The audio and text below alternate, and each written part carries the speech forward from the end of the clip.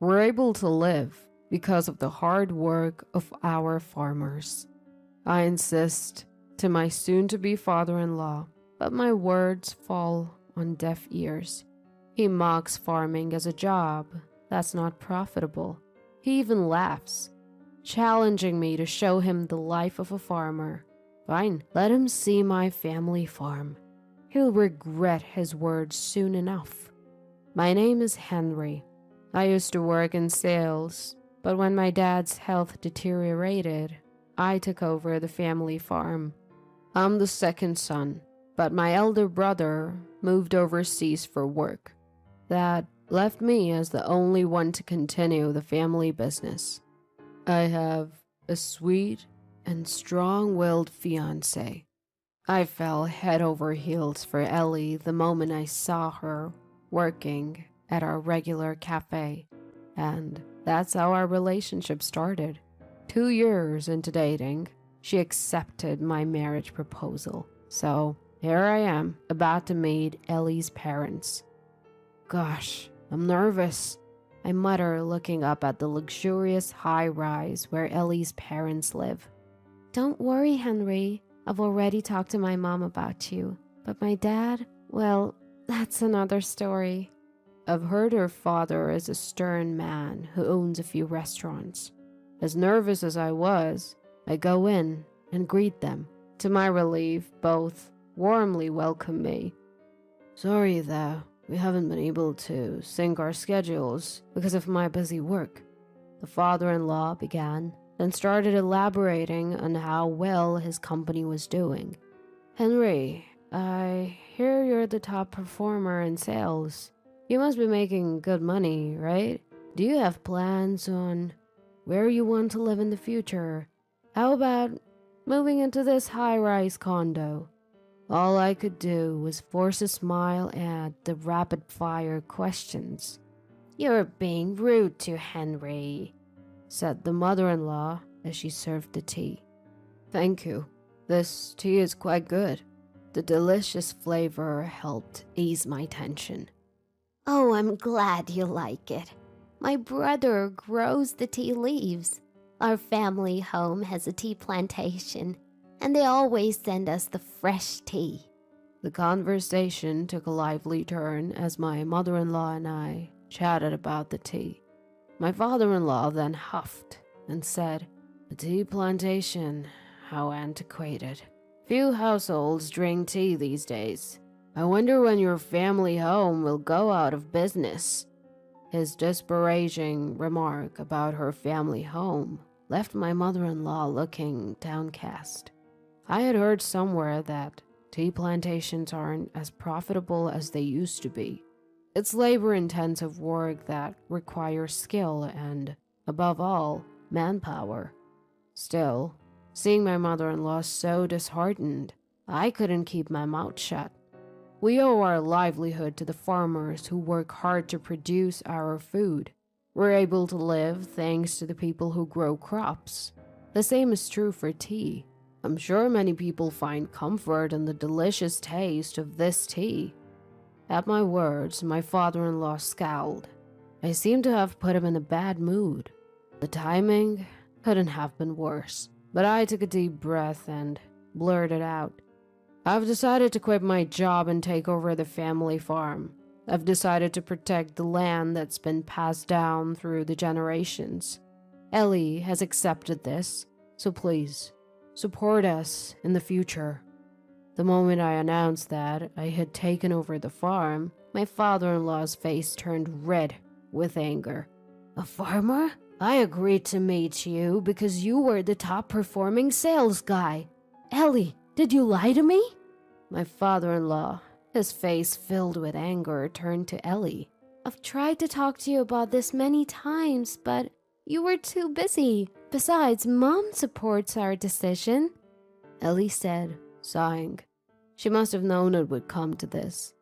Upon hearing that I had switched from my job to farming, my father-in-law's attitude changed dramatically. It was a parade of prejudice against farmers. How dare a poor person living in an old house talk about getting married? It's embarrassing to tell people that my daughter's husband is a farmer and so on. When asked what I was growing, I answered mainly cherry tomatoes, and he exclaimed, "Cherry tomatoes? They don't seem to make much money and there's no future in them."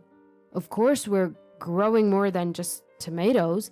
I tried to explain, but my father-in-law cut me off and started laughing. "Growing a variety of vegetables is proof that you're not making a profit." He dismissed whatever I said. My father-in-law started a restaurant business at a young age and was successful, so he's particular about profits. Although I've just taken over the farm, I've certainly been considering profits.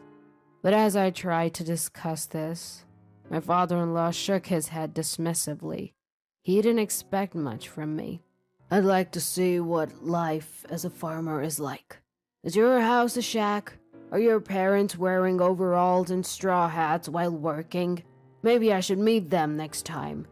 I was getting angry at him making fun of my house and parents, but the one who protested angrily was Ellie. "I can't believe you're making fun of farmers. I'm ashamed to be your daughter." At Ellie's words, my father-in-law was enraged and slapped her on the cheek. My mother-in-law was angry that he had raised his hand against her daughter. Ellie, with tears from the pain, turned the situation into complete chaos. "You're living in this high-rise condo thanks to me. Be grateful. I don't care who a daughter like you marries." I took Ellie, who was sobbing, and left my in-laws' house. I couldn't forgive my father-in-law for making fun of farming and for hitting Ellie. "Hello, it's Henry. I'll be bringing my fiancée and her parents next time." I called my father and reported every word of my father-in-law's remarks.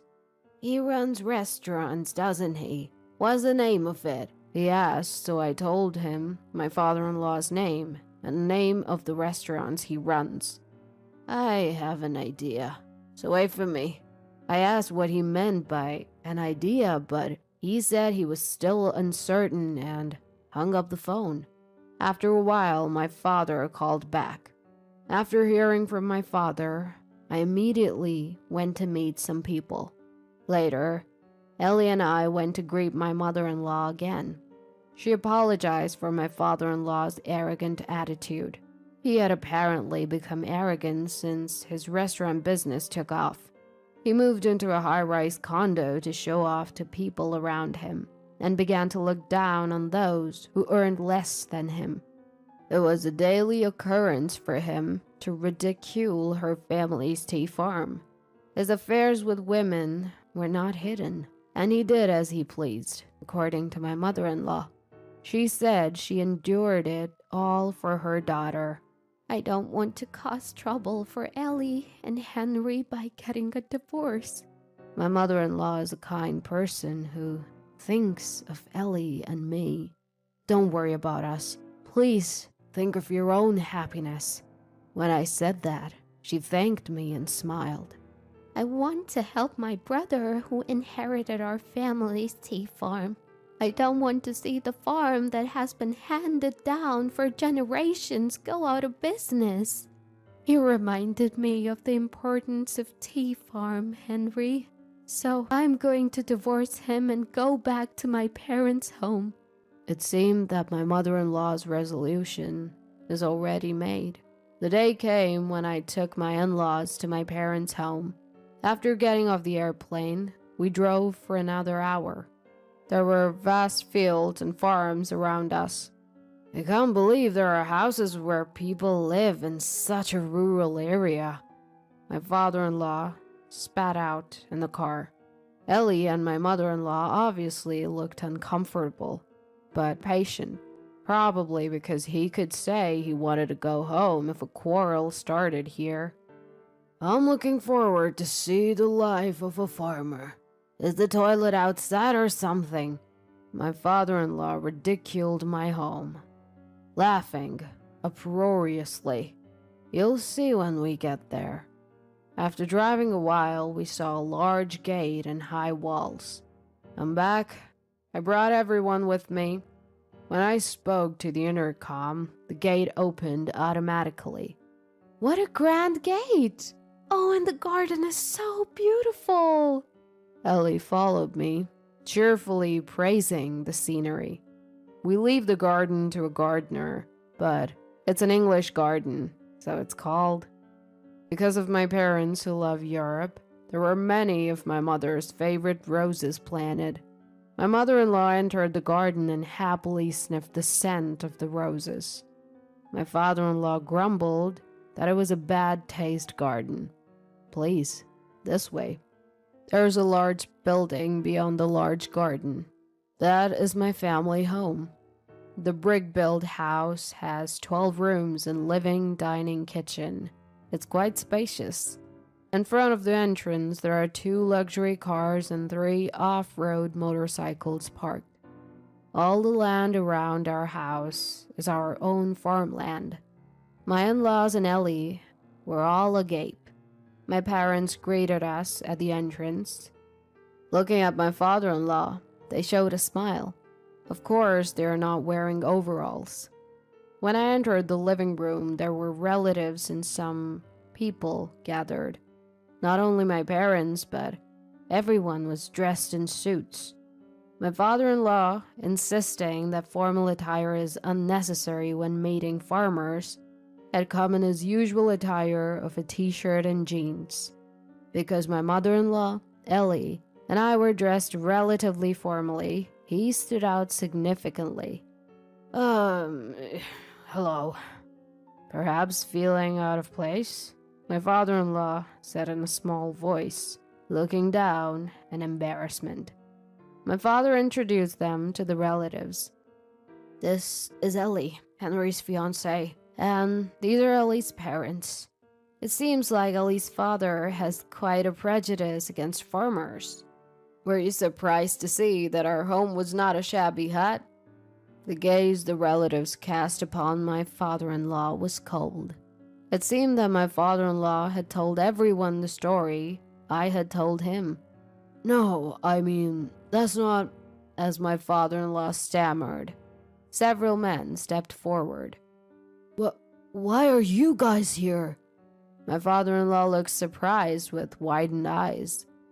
We are disappointed in you, one of the men said, looking at my father-in-law. These men were organic farmers who were actually supplying vegetables to the restaurants my father-in-law runs. Hearing the name of the store, my father made connections and contacted these farmers. My father, who has been a farmer for many years, has many acquaintances. I had directly met them and conveyed my father-in-law's remarks. Apparently, my father-in-law had always been arrogant, and there were many complaints.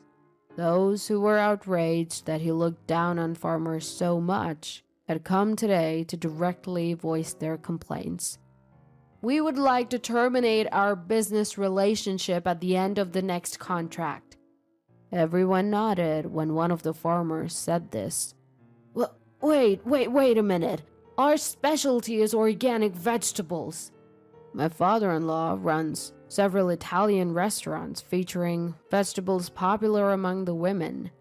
Despite this, I thought it was unbelievable to make fun of the farmers who produce the vegetables.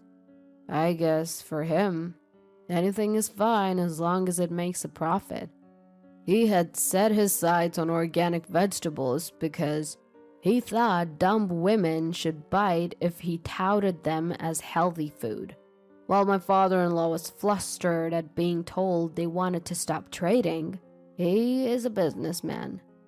He seemed to think that the farmers would also be in trouble if the contract ends. Are you sure about this? You're gonna lose your income, you know. Perhaps he regained his composure and began to threaten, acting high and mighty. Don't worry about that, I interjected, anticipating that my father-in-law would say something like this. The farmers had said they wanted to quit dealing with my father-in-law's company, but they would be in trouble if their source of income decreased. Through my sales job, I had made connections with so many people in various industries. Among them were many restaurant owners and food manufacturers.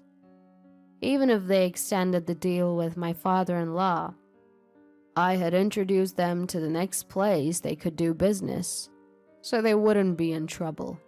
When I told this fact, my father-in-law visibly started trembling. What am I supposed to do if I can't get vegetables? To my father-in-law, who held his head in his hands, my father said this: "Why not ask Henry?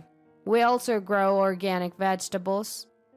Despite the ridicule from my father-in-law, we had started focusing on organic farming in our fields, including cherry tomatoes. As a result of repeated improvement in the variety, we were able to harvest quite sweet vegetables. We even had several invitations from companies wanting to contract with us. My father-in-law quickly turned to me, but I just smiled and said, "Of course, we refuse to do business." He slumped his shoulders and fell silent. Next to the quietened father-in-law, my mother-in-law and our parents were having a lively conversation. "When I bring the fresh tea from my hometown next time," my mother-in-law declared, as my parents were thrilled. In the car on the way back, my father-in-law exploded in anger. "How dare you cancel the deal? Do you want my business to go bankrupt?" He was shouting from the back seat. Frankly, I couldn't care less about what happens to his restaurants. "And you, as my wife, not even defending me. This is why I hate country women." Perhaps because I was completely ignoring him, his anger turned towards my mother-in-law. "Sure, you prefer city women, right? Your current favorite is Mary, isn't it?" When my mother-in-law calmly started talking, the car fell silent. "Henry paid to hire a detective. You didn't hide it at all, so the evidence was easy to obtain. Please take care of the divorce documents and the alimony payments." My father-in-law turned pale at her words. "Divorce? What are you saying? How do you plan to survive without my earnings?" She told him she planned to work on the tea farm her brother inherited after the divorce. Then my father-in-law smirked and said, "Isn't that tea farm on the verge of bankruptcy? Fine, I'll divorce you. It's better to live with a young woman than an aging wife." Then, no one spoke a word, and a heavy silence filled the car. When we arrived at the airport, not wanting to be together any longer, my father-in-law headed towards the gate alone. Ellie, looking at her father's back, muttered sadly, "To think such a man as my father." "I think your father will definitely regret his choice," I said, pulling Ellie's shoulder towards me. A few days later, my in-laws' divorce was finalized. Due to the evidence of his affair, he was fully liable. He seemed to have nearly forced my mother-in-law, saying, "I'll give you money, just leave." Ellie and I were angry when we heard the story, but my mother-in-law was laughing, saying it was okay since she got a lot of money. $50,000 in alimony from my father-in-law, and $15,000 in alimony from his mistress. She plans to use this money to revive the tea farm. While my father-in-law was enjoying himself at his high-rise condo with his mistress, her husband barged in, turning the place into a battlefield. Yes, my father-in-law's mistress was a married woman. We had known that when we had the detective investigate, so we thought it wouldn't end well. My father-in-law, who was also being sued for alimony by his mistress's husband, must have learned his lesson about women. Even after that, It seems like he's still living alone in his high-rise condo. His bad reputation spread among the farmers, and the number of farms willing to do business with him drastically decreased. That led him to close his branches, which were centered around organic vegetables. Perhaps feeling lonely, I heard that letters from my father-in-law occasionally arrive at my mother-in-law's parents' house. The content is pathetic, asking her to come back because he's lonely. At first, my mother-in-law was reading the letters, but now she says she just throws them away without opening them. Once he called, she cut him off, saying, "If you're lonely, why don't you move out of the high rise?" We laughed when we heard that from her. We don't know whether he couldn't stand living alone in a large room or whether his business went under and he couldn't afford to live in the high rise anymore. But we heard that he moved to a small apartment. I've been extremely busy since I took over the farm, but having Ellie with me is a big support. She probably never thought she'd become a farmer's wife when we were dating. Yet, she came with me without a word of complaint, so I have nothing but gratitude for her. I think I like farming. It must be my mom's blood. Ellie, laughing, is adorable. A year later, we had our wedding. It was a grand ceremony, but my father-in-law was not there. He must be sad that he couldn't attend his only daughter's wedding. From my mother-in-law, we received freshly packed new tea, saying she wanted us to serve it to the guests.